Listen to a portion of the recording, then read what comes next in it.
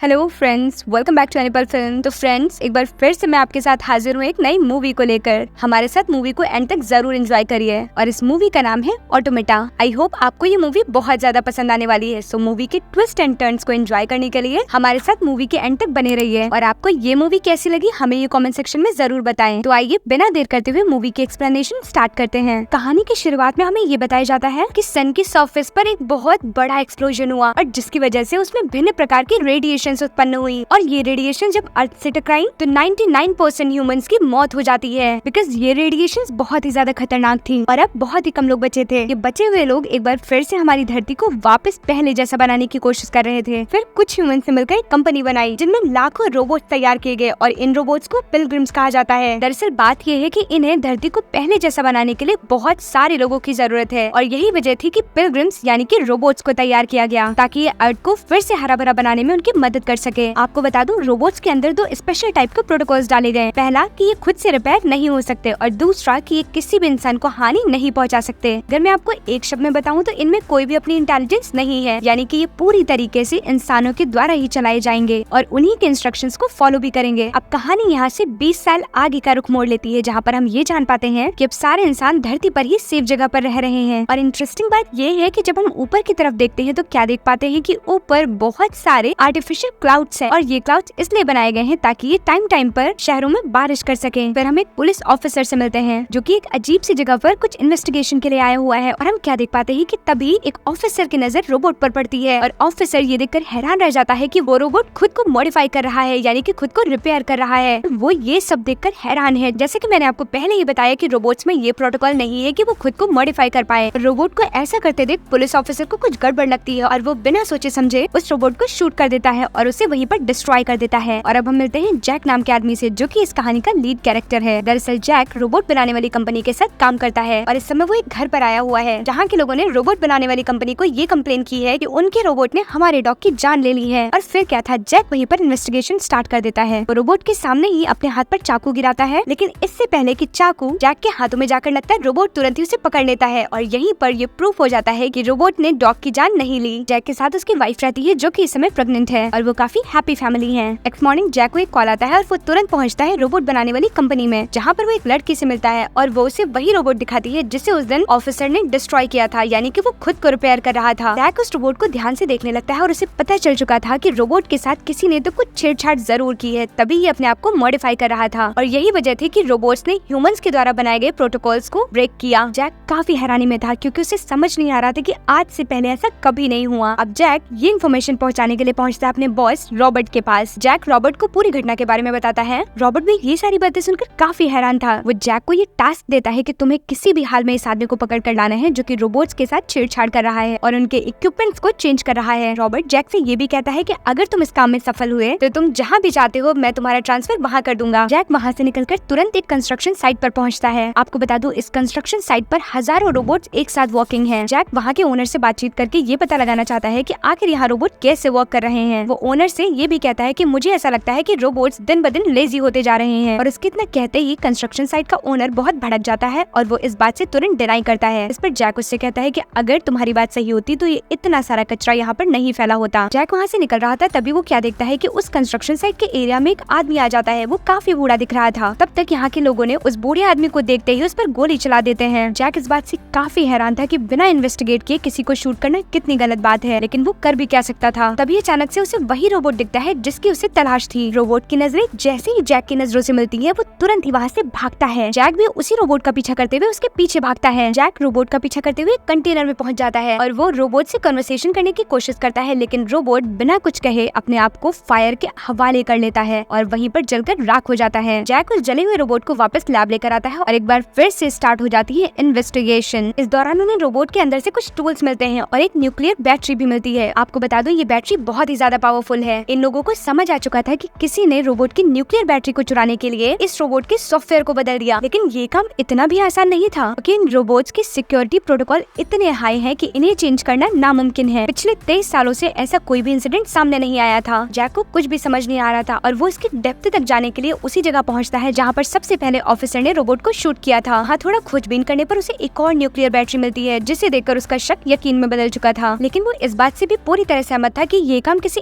इंसान का तो हो ही नहीं सकता, क्योंकि ऐसा पॉसिबल ही नहीं है। उसे समझने में ये बिल्कुल देर नहीं लगती कि ये काम इंसानों का नहीं बल्कि होना हो मॉडिफाइड रोबोट्स का हो सकता है। अब जैक इस बात की डीप में जाना चाहता है, इसलिए वो मिलता है एक बार फिर से पुलिस ऑफिसर से। इस पुलिस ऑफिसर का नाम वॉलेक्स है। वॉलेक्स जैक को एक मॉडिफाइड रोबोट से मिलवाता है। ये एक फीमेल रोबोट है जो कि ज्यादातर एंटरटेनमेंट पर्पस के लिए काम आती है। वॉलेक्स उस मॉडिफाइड रोबोट को वहीं पर शूट करता है और अब उस रोबोट की ओनर डॉक्टर डुप्रे से मिलने जाता है और डॉक्टर डुप्रे को वो पूरे इंसिडेंट के बारे में बताता है। जैक उनसे कहता है कि मुझे इन सब में आपकी हेल्प चाहिए, क्योंकि मैं उस शख्स को पकड़ना चाहता हूँ जो कि इस तरह के काम कर रहा है। और वो बदले में डॉक्टर डुप्रे को न्यूक्लियर बैटरी ऑफर करता है। वो कहता है कि अगर आपने मेरी हेल्प की तो ये न्यूक्लियर बैटरी आपकी हुई। डॉक्टर डुप्रे और जैक एक टीम में आ चुके थे। इतना कहते ही वो वहाँ से चला जाता है और वापस पहुँचता है अपनी वाइफ के पास, जहाँ पर वो अपनी वाइफ से कहता है कि हम जल्द ही यहाँ से चले जाएंगे और एक अपनी नई दुनिया बसाएंगे। वहीं दूसरी तरफ हम क्या देखते हैं कि जैक के ओनर यानी कि रॉबर्ट को ये पता चल चुका था कि जैक ने इलीगल तरीके से डॉक्टर डुप्रे से हाथ मिलाया है और अब वो एक टीम में है। रॉबर्ट तुरंत ही जैक को एक इन्वेस्टिगेशन रोकने का लेटर पहुंचाता है। दूसरी तरफ जैक को डॉक्टर डुप्रे का मैसेज आता है। जैक वहाँ से सीधा पहुँचता है डॉक्टर डुप्रे के घर, जहाँ पर उसे ये पता चलता है कि जैक ने जो टूल्स डॉक्टर डुप्रे को दिए थे वो उन्होंने फिर से उसी फीमेल रोबोट में इंस्टॉल कर दिए हैं। अब डॉक्टर डुप्रे जैक को ये बताती है कि जैसे ही मैंने ये टूल इस रोबोट में इस्तेमाल किए तो चमत्कार ही हो गया, यानी कि ये रोबोट अपने आप को खुद ही मॉडिफाई कर सकती है। और वो उसे ये भी बताती है कि ऐसा अगर हम करते तो हमें सालों साल लग जाते हैं। ये सारी कॉन्वर्सेशन चल ही रही थी कि तभी डोर बेल बजती है और जैसे ही डोर खुलता है बाहर दो छोटे छोटे बच्चे खड़े थे और वो तुरंत ही गन निकालकर डॉक्टर डुप्रे को शूट कर देते हैं। उनकी मौके पर ही मौत हो जाती है। वो बच्चे जैक पर भी हमला करते हैं, लेकिन वो वहाँ से बच बचाकर भाग निकलता है। जैक बाहर आकर क्या देखता है कि एक कार खड़ी है और वो उस कार में बैठ जाता है और इस कार को वही फीमेल रोबोट ड्राइव कर रही है जिसे डॉक्टर डुप्रे ने बनाया था और इस फीमेल रोबोट का नाम है क्लियो। क्लियो बहुत फास्ट गाड़ी चला रही थी और इधर कुछ लोग जैक को मारने के लिए उसका पीछा कर रहे थे, लेकिन इस दौरान एक बहुत भयानक एक्सीडेंट हो जाता है जिसमें जैक बुरी तरह से घायल हो जाता है। पूरी रात बीत जाती है और सुबह जैक को थोड़ा थोड़ा होश आता है, जहाँ पर हम क्या देखते हैं कि क्लियो अपने आप को खुद ही रिपेयर कर रही है, लेकिन जैक थोड़ा सा होश आने पर तुरंत ही फिर भी होश हो जाता है। और वहीं पर हम और 3 रोबोट को देख पाते हैं जो कि जैक को वहाँ से उठाकर उसकी गाड़ी तक ले जा रहे हैं। कुछ देर व्यतीत करने पर जैक को होश आ जाता है और वो क्या देखता है कि चारों तरफ सफेद रेगिस्तान ही रेगिस्तान। उसकी आंखें धुंधला सी जाती हैं। उसे ये समझ में नहीं आता कि वो आखिर है कौन सी जगह पर। वो रोबोट्स को तुरंत ही इंस्ट्रक्शन देते हुए कहता है कि मुझे शहर की तरफ जाना है और ये कौन सी जगह तुम मुझे लेकर आए हो। पर क्लियो बताती है कि तुम्हारा शहर जाना बिल्कुल ठीक नहीं है, इसलिए हम तुम्हें शहर से बहुत दूर लेकर आए हैं और यहाँ तुम सुरक्षित हो। इन जैक किसी भी हाल में जाने की जिद करता है और वो रोबोट्स को छोड़कर अकेला ही जाने लगता है, लेकिन वो इतनी घायल अवस्था में था कि वो ज्यादा दूर तक नहीं जा पाता और वहीं गिर जाता है। और दूसरी तरफ हम क्या देखते हैं कि जैक की वाइफ उसे बार बार कांटेक्ट करने की कोशिश कर रही है, लेकिन आउट ऑफ नेटवर्क होने की वजह से वो उससे कांटेक्ट नहीं कर पाती। हम क्या देखते हैं कि चारों रोबोट्स जैक को जिंदा रखना चाहते हैं। वो उसे सुरक्षित वापस लेकर आते हैं और उसे जीवित रखने के लिए कुछ कीड़े मकोड़े खिलाते हैं और तो और वो उसे कंडेंसर से पानी बनाकर भी पिलाते हैं जिससे वो जिंदा रह सके। इस जगह पर इतनी रेडिएशन थी कि जैक को सांस लेने में काफी तकलीफ हो रही थी। वो क्लियो से पानी लाने के लिए कहता है और इतने में ही जैक चुपके से वॉलेक्स यानी कि पुलिस ऑफिसर को अपनी लोकेशन भेज देता है और फ्लेयर गन को चुपचाप छुपा देता है। और इधर जैक के ना मिलने से शहर में अफरा तफरी मची हुई थी। कंपनी के लोग काफी परेशान थे और तो और रॉबर्ट और उनकी कंपनी के लोगों को ऐसा लगता था कि शायद जैक भी इन रोबोट से मिला हुआ है। तब तक इधर वॉलेक को जैक का लोकेशन मिल जाता है और वो तुरंत ही निकलता है जैक को ढूंढने के लिए। अब वॉलेक उस जगह पर पहुंचता है जहाँ पर जैक की गाड़ी का एक्सीडेंट हुआ था। वॉलेक आसपास के लोगों से पूछताछ करता है जिसमें ये पता लगता है कि शायद ये लोग रेडिएशन एरिया में चले गए हैं। इधर मौका पाते ही जैक फ्लेयर गन से फायर कर देता है और आसमान में फ्लेयर गन की फायरिंग देख वॉलेक ये समझ चुका था कि जैक कहाँ पर है और अब वॉलेक बिना देर किए उसकी लोकेशन पर पहुंच जाता है। वॉलेक को देखकर जैक काफी खुश था। जैक को ऐसा लग रहा था कि शायद अब मैं सुरक्षित हूँ और वॉलेक मुझे यहाँ से बचाकर ले जाएगा, लेकिन ये क्या, यहाँ तो बिल्कुल अपोजिट हो जाता है। वॉलेक जैक पर अटैक करता है और उससे वो बैटरी छीन लेता है। वॉलेक किसी भी हाल में वो न्यूक्लियर बैटरी पाना चाहता था क्योंकि इसकी कीमत मार्केट में बहुत ज्यादा थी। जैक वॉलेक को काफी कन्विंस करने की कोशिश करता है। वो उसे बताने की कोशिश करता है कि मैं इन रोबोट्स के साथ नहीं मिला हूँ, ये तो सिर्फ एक एक्सीडेंट है। लेकिन वॉलेक के मन में ग्रीड आ चुका था और वो इस लालच के चलते जैक की कोई बात नहीं सुनता और वो तुरंत ही गन से 2 रोबोट्स को डिस्ट्रॉय कर देता है। अब वो क्लियो को मारने ही वाला होता है कि तभी जैक फ्लेयर गन से वॉलेक पर फायर कर देता है, जिसकी वजह से मौके पर ही उसकी मौत हो जाती है। और जो वॉलेक का साथी जो कि उसके साथ आया हुआ था वो न्यूक्लियर बैटरी को चुराकर कार में बैठकर वहाँ से भाग जाता है। जैक के मन में काफी बातें चल रही थी। उसे अपनी वाइफ की भी चिंता सता रही थी। उसे तो ये भी नहीं पता था कि क्या वो यहाँ से जिंदा बचकर वापस जा पाएगा, लेकिन उसके पास इन रोबोट्स के साथ रहने के अलावा और कोई ऑप्शन भी नहीं था। जैक क्लियो से कहता है कि मुझे किसी भी हाल में अपनी वाइफ के पास वापस जाना है और वो ये कहते हुए काफी इमोशनल हो जाता है। तब क्लियो जैक से कहती है कि कल ही हम ऐसी जगह पर जाएंगे जहाँ पर तुम आसानी से अपनी वाइफ के पास जा सको। वॉलेक का साथी तुरंत ही रॉबर्ट के पास पहुँचता है और उसे पूरी घटना के बारे में बताता है। रॉबर्ट कहता है कि जब हमने पहला रोबोट मॉडिफाई किया तब उनमें कोई भी इंटेलिजेंस नहीं थी और धीरे धीरे ये रोबोट अपने आप को मॉडिफाई करते गए और उन्होंने खुद को इतना इंटेलिजेंट बना लिया कि अब ये हमारी समझ समझ से बाहर हो चुके हैं और तभी इन रोबोट्स को कंट्रोल में लाने के लिए इनके लिए सिक्योरिटी प्रोटोकॉल्स बनाए गए। वो ये भी कहता है कि कहीं ना कहीं ये प्रोटोकॉल भी रोबोट की मदद से ही बनाए गए हैं, जिन्हें समझ पाना हमारे बस में नहीं। वो कहता है कि हमें जल्द से जल्द इन रोबोट्स को ढूंढना है और इन्हें डिस्ट्रॉय कर देना है, नहीं तो ये हमारे मानव जाति के लिए खतरा बन सकते हैं। लेकिन रोबोट को ऐसा लगता है कि जैक ही वो इंसान है जो कि इन सबकी मदद कर रहा है रेडिएशन के एरिया तक पहुंचने में, और इसलिए वो तुरंत ही एक्शन लेना चाहता है और उन रोबोट्स के साथ साथ जैक को भी खत्म करना चाहता है। अब रॉबर्ट के साथ ही निकल चुके थे जैक और उन रोबोट्स को मारने के लिए। दूसरी तरफ जैक जब टेलीस्कोप से देखता है तो उसे दूर एक आदमी नजर आता है जो कि कपड़ों से ढका हुआ था। वो जब उसके पास पहुंचता है तो वो क्या देखता है कि ये वही रोबोट है, और रोबोट को